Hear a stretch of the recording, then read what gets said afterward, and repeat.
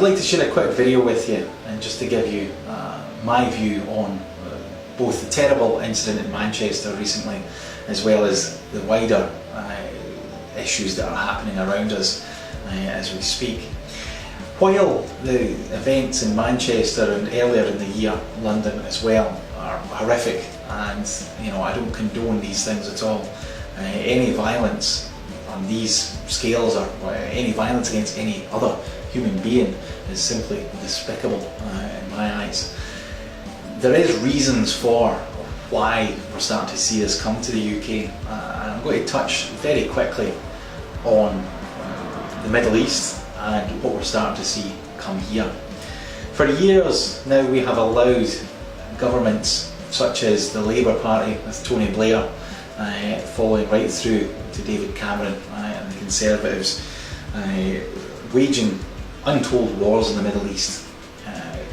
We as a population in the UK have allowed our governments to pretty much crusade across the Middle East, causing nothing but misery for hundreds of thousands of people, displacing hundreds and hundreds of thousands of people, such as in Syria. You'll see the current refugee crisis is a great example of what our governments have been doing the last few years.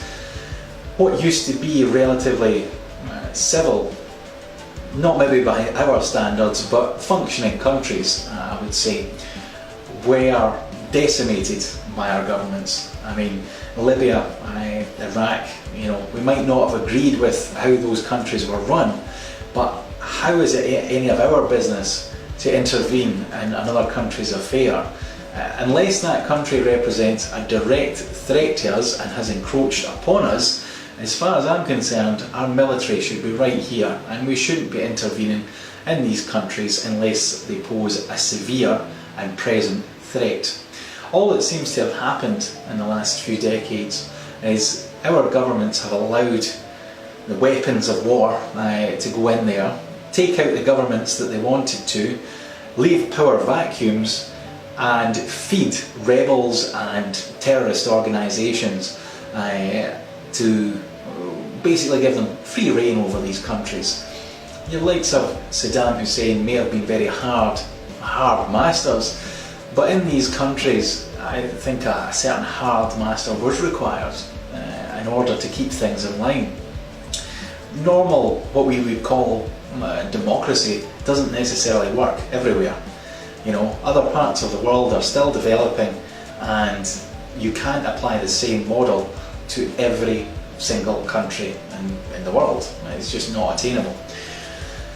But every day, every week, every month, hundreds, thousands of people, not just terrorists as they would be called, but children, women, families have been killed or displaced from their houses and places of work, lives turned upside down, absolutely destroyed effectively by our governments, and whether it be indirect or direct, they have had a major role in doing that. So it's only natural for a lot of people to point the finger straight back at us and come after the British public. I mean, in these people's eyes, we've effectively allowed our government to carry out these acts on our behalf. Why is it that we have allowed this to happen? I do not know. If this had been the 60s or the 70s, I can just see hippies and protests lining the streets. In this day and age though, there is demonstrations, but nothing on the same scale.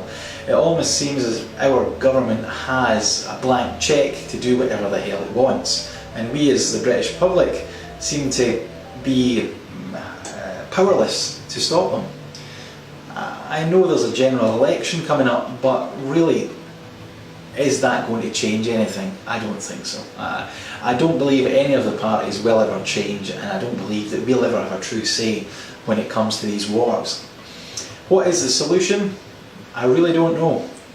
But what really does annoy me is when one of these things happens, like Manchester, 20 odd people sadly died in that incident, which is terrible. I mean, I'm not saying any less than anything else. It's a serious, horrible thing to happen on our soil, and you know, it's just shocking to think that somebody could actually carry out that act. But again, do you see the same love being shown when there's a report of 100 people, a school being decimated in the Middle East, which has happened? Hospitals have been decimated. You know, we're talking thousands and thousands of people have been destroyed at our hands. You don't see people changing their Facebook covers with a little flag saying, "Oh, this is terrible." No, it's almost as if it's ignored. Yeah, the Middle East is ignored. We have to wake up as a population that we have a say in what our governments do. If we all stand together and say, this is enough, this is not happening in our name anymore, this has to stop, then maybe there is a small chance that these people that have been so badly hurt and destroyed over the years in the Middle East may think, hang on a minute, we might have a rethink here.